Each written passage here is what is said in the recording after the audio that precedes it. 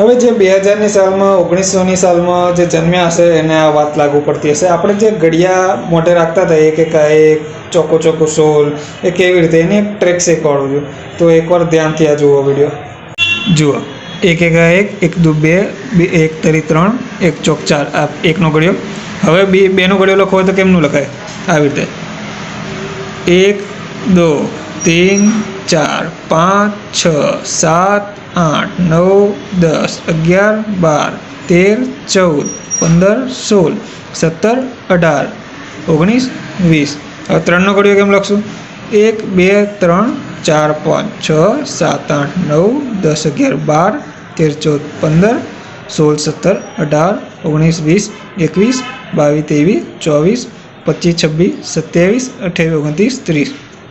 4નો ઘડિયો 1 2 3 4 5 6 7 8 9 10 11 12 13 14 15 16 17 18 19 20 21 22 23 24 25 26 27 28 29 30 31 32 33 34 35 36 37 38 39 ને આ 40.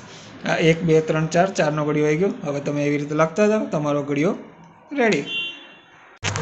કેવી લાગી આ ટ્રીક? તમને સારી લાગી હોય તો આ વિડીયોને લાઈક, શેર અને સેવ કરો અને બીજાએ વધારેમાં વધારે શેર કરો. Thank you.